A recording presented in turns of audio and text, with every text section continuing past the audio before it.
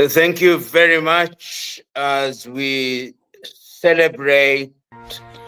You are watching the Pan-African Daily TV with Dr. Susan Tata. The Africa we want. Unity, consciousness, our culture, our spirituality, our history. One Africa for Africans worldwide. Motherlands calling its diaspora home. Join my voice. Join my team. Join my campaign.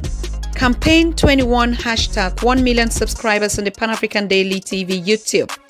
Be a volunteer. Apply now. Be the new Africa. Okay, welcome everyone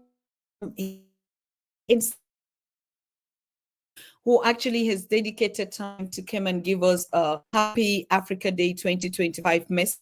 And we're so happy here, regardless of he's been all around the place today, since a couple of weeks.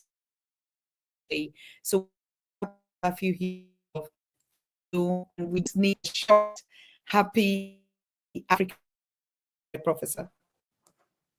Thank you very much, Dr. Tata, and thank you very much those who are listening.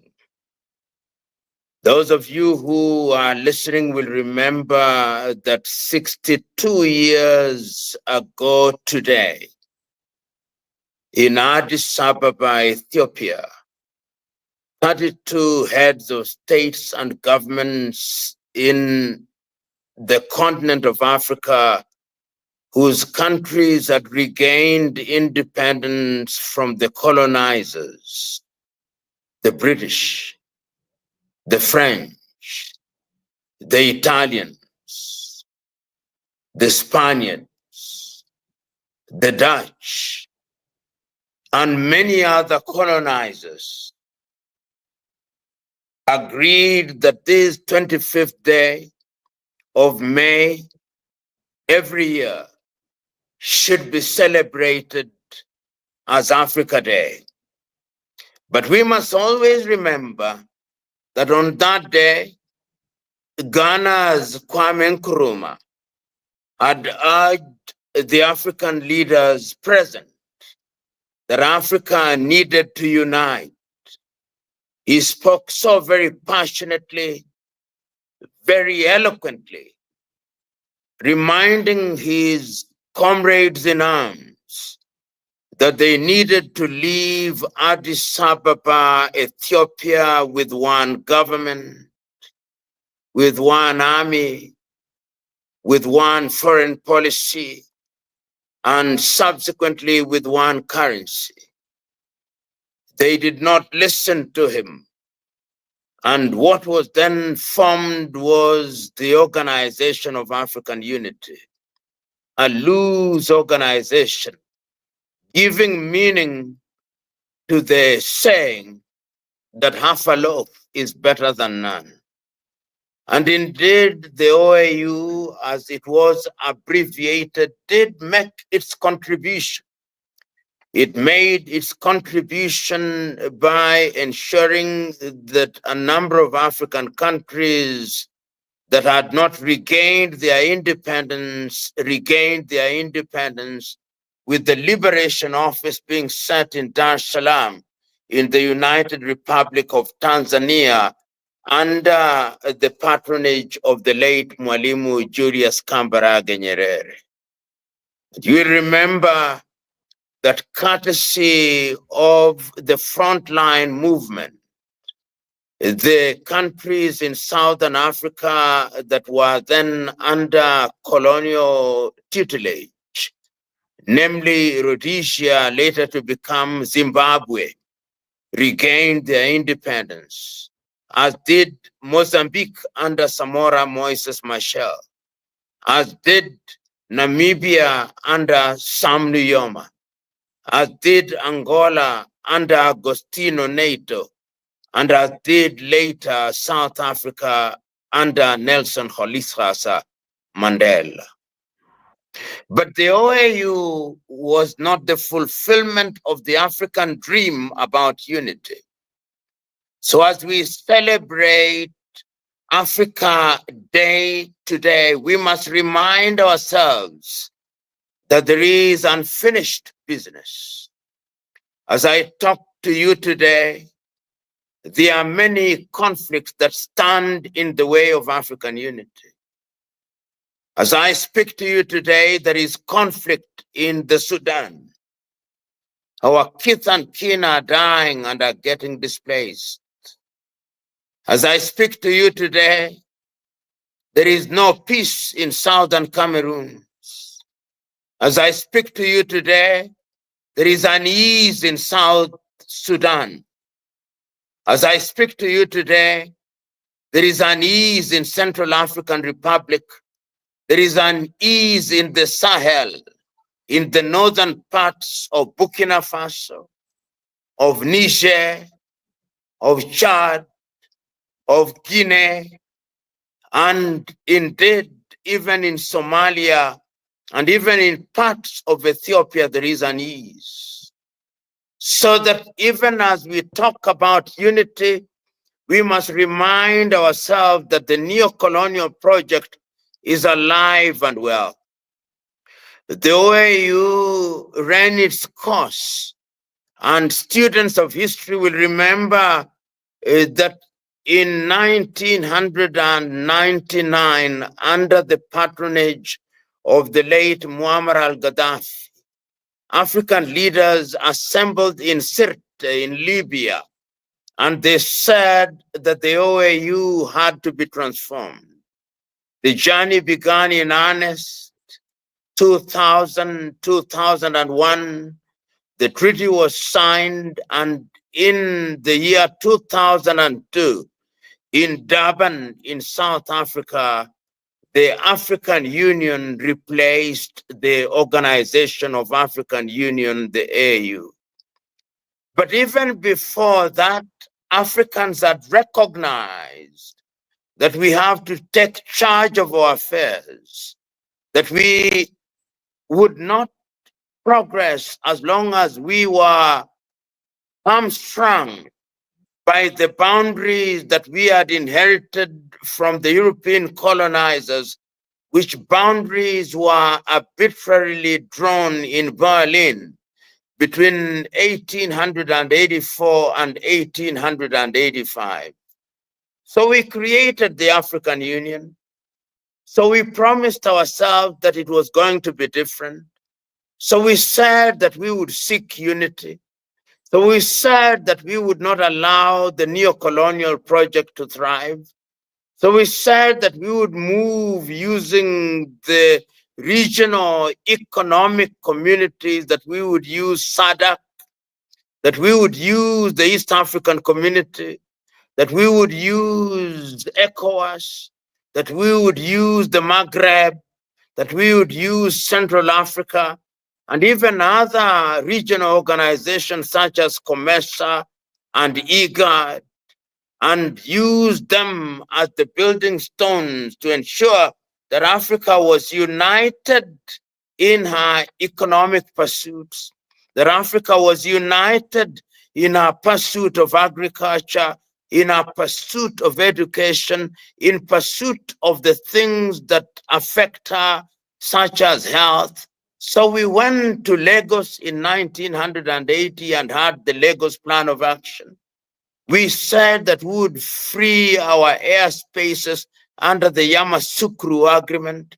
We said that we would change our health systems under the Abuja Agreement. We went to Maputo and said that we would make our women participate in our affairs. We went once again to Malabo and said that we would ensure that our agriculture was up to scratch. We went to Kigali and said that we would have free movement of peoples. Then we said that we would have the grand agenda, Africa Agenda 2063, and that we would have the Africa Continental Free Trade Area to ensure that we eliminate tariff and non-tariff barriers.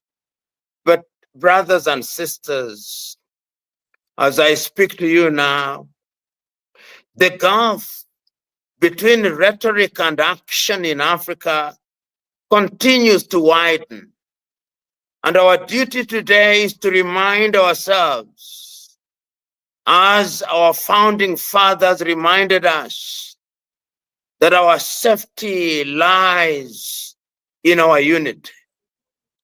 Today, we must give meaning to the immortal words of the Osagyefo Kwame Nkrumah, who in 1963, 1965 told us, unite. And even earlier in 1957, on the occasion of the independence of Ghana, he reminded us that the independence of Ghana meant nothing if the rest of Africa was not free. We must remember the Osagyefo today. We must remind ourselves of the exhortation of Guinea's Ahmed Sekou Touré. We must remind ourselves of the exhortation of Guinea-Bissau's Amilcar Cabral. We must remind ourselves of individuals such as Ahmed Ben Bella of Algeria, who told us that unity was significant. How can we forget the exhortation of Nelson Mandela, of Sam Nujoma, of Julius Kambarage Nyerere, of Kenneth David Kaunda, of Samora Moises Machel,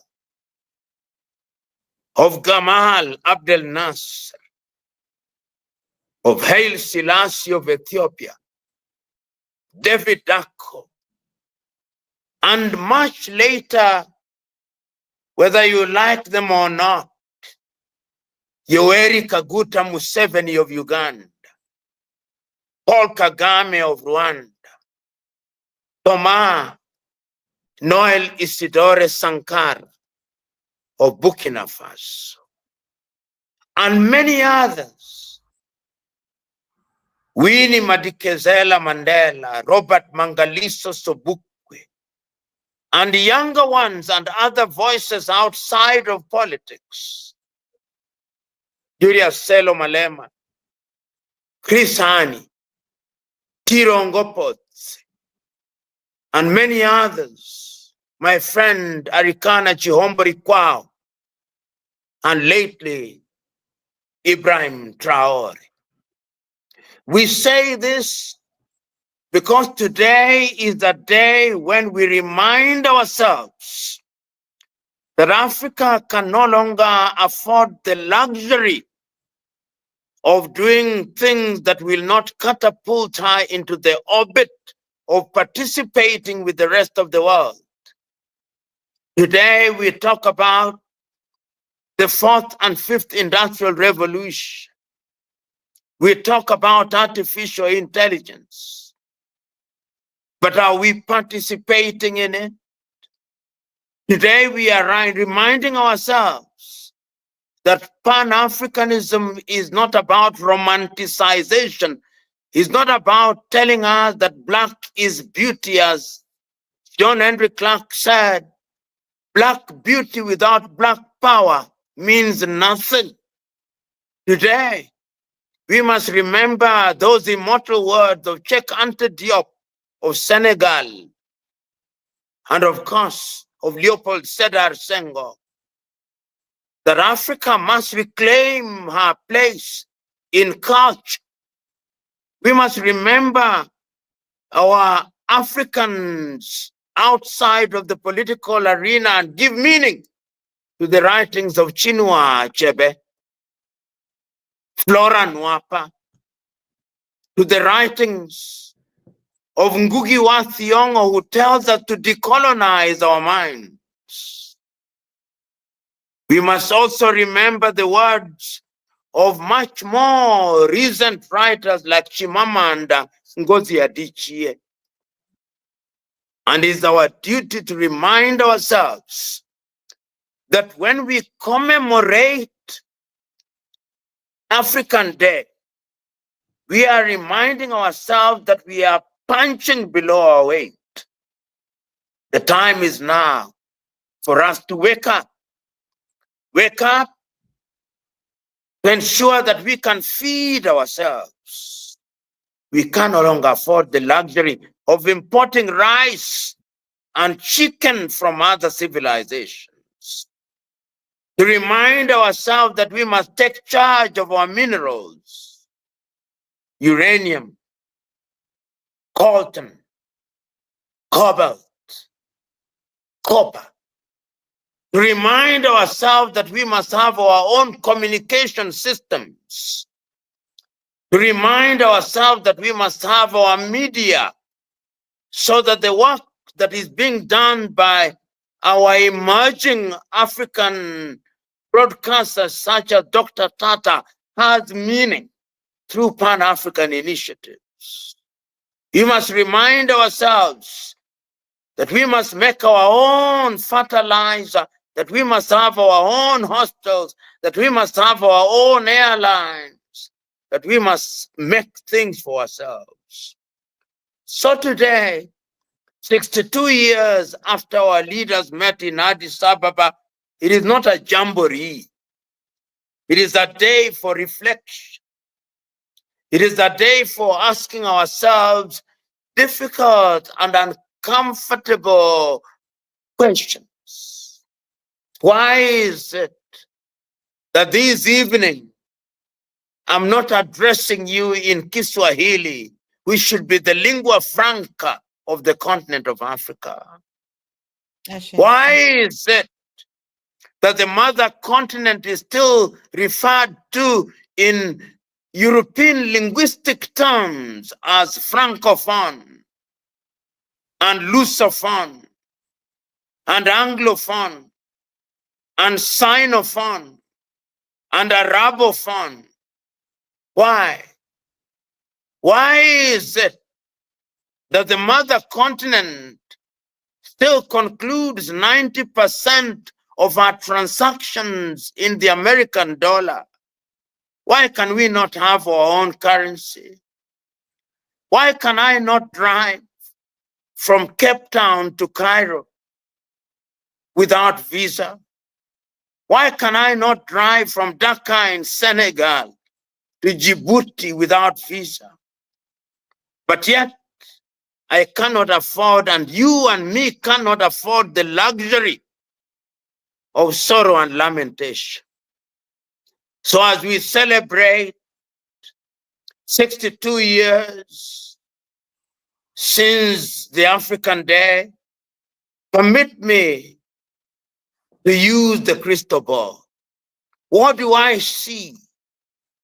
What I see is that if our young men and women are engaged, if our young men and women discover themselves and give meaning to the words of the great Chinua Achebe, and they become the young suckers that grow when the old bananas die, then this is what I see.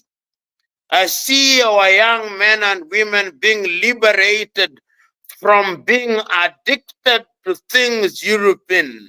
I see them celebrating not football played outside of the continent of Africa. I see them celebrating Hafia Guinea du Conakry.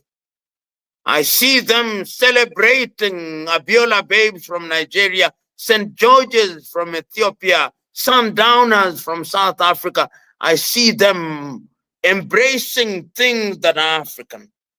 I see young Africans engaging in technology, and I see Rwanda and Nairobi being the hub of technology. I see the Democratic Republic of Congo and Cameroon being the sites of technological innovation. I see tires for cars in Africa being made in Liberia and Sierra Leone. I see gold being refined in South Africa and in Uganda and in the Democratic Republic of Congo. I see diamond being refined in Namibia and in Botswana. And I see gas being generated from Eswatini and Lesotho and Mozambique and Tanzania. And I see gas coming out of Somalia, out of Ethiopia, coffee coming out. And I see the Sudan at peace and South Sudan. and I see Central African Republic producing cotton. I see Benin, Togo, and I see Guinea-Bissau, and I see Banjul in the Gambia, and I see Mauritania, and I see Libya, and I see Morocco and Algeria and Sahrawi and Tunisia and Egypt and all these countries and Eritrea and all of them and the warm heart of Africa, Malawi and Zambia. And I see all those countries, my Uganda and my Burundi and my Rwanda. And I see them, I see Comoros, I see Madagascar, I see the Seychelles, and I see Sao Tome and Principe, and I see Cabo Verde. All these countries making and giving meaning to the continent of Africa. But it is your duty, it is my duty to ensure that that happens. So, my fellow Africans, today is a day when we must rekindle the spirit of Pan-Africanism. We must give meaning to those words spoken in the year 1906 by Pixley Kaisa Kaseme when he was a student, 27 years of age, in Columbia in the United States, that Africa must regenerate. I see those words spoken by Thabo Mbeki in 1996 when he says, I am an African. Ladies and gentlemen, it can be done, and it must be done, and it is we who must do it. Let us today, therefore, take a solemn vow, we who are of the African extraction, and let us say and use those words that were famous during the struggle against apartheid in Africa, and say, Amandla, await, power is ours. Let us say with Mangaliso Sobukwe, Maibuye, Africa, because that is what we need at this time. This is not the time to give lengthy speeches. This is the time to remind ourselves that Africa can be great again, and it will be great again because you and me have taken the solemn vow that we are going to make her great. God bless you. God bless the continent of Africa. God bless you. God bless the continent of Africa. God gives you more long life, good health, prosperity to continue. I mean, to see all these wishes come to pass. Thank you so very much, Prof. Thank you for your message. Thank you. Thank you. God bless you and your family. Yes. God bless. Bye. Thank you so Bye. much, Prof. Wonderful. That was the long-awaited speech of Professor P.L.O. Lumumba on this special day of the Africa Union 2025. And you heard him very, very correct that it has been 62 years when these great leaders met in Addis Ababa on last night, signed the petition, and took a solemn oath to stay as one and indivisible. So I want to thank all of you that joined to listen this message from Prof himself, not a recorded message. You can imagine how busy his program has been the whole week, going from universities, lecturing on the reminder and the essence for us to never give up this day. Today, most of us are just busy running around, catching jobs, doing stuff. It's very okay. I want to wish you a happy Africa Day 2022, and that may you, in your respective areas, watch and rewatch the speech. Let it continue to sing into your heart. Let it continue to be the anthem that we will pass to the generations to come.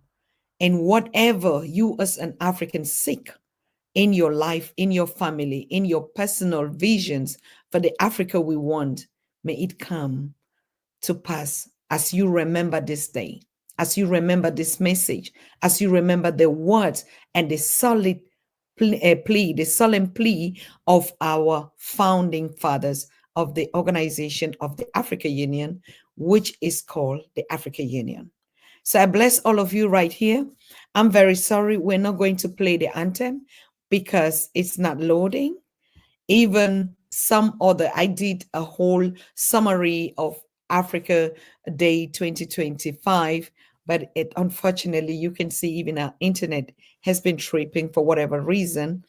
Anyway, nothing happens as a coincidence. If our ancestors don't want us to continue to repeat ourselves, but to take the mantle and move with inspiration. Look at Prof and look at his age and look at his work and be inspired. And to understand that you're not just an African because you're born on the continent of Africa, but you are an African, like the words of Senior Tambo Mbeki, as he said, I am African. I am African. I am African, and the Africa that we want. So please, I thank you so very much. It is 30 minutes. It is half an hour into this wonderful speech. I don't want to pull it long again. Enjoy your day. Be blessed wherever you are. And please don't forget, if you're here for the first time, please consider subscribing, because in just a couple of weeks, we'll be bouncing back on Pan-African Daily TV on our daily conversations, but also taking us from a lower energy to the higher energy. So Africa, rise. Africa, everywhere you are, be the Africa that you want. Be proud of Africa. Be proud of yourself. Be proud of your hustle. Be proud of who you are as an African. And don't forget one thing, representation matters a lot. So wherever you are representing as an African, be aware of what you are doing, your character, the words you speak, how you compose yourself amongst people, because an African is a brand. And of course, Pan-Africanism is that whole branding that makes you the African that you are, a daughter and son of Africa. So I bless you on this day and thank you for being on Pan-African Daily TV. We see us again next time. Bye-bye. Thank you.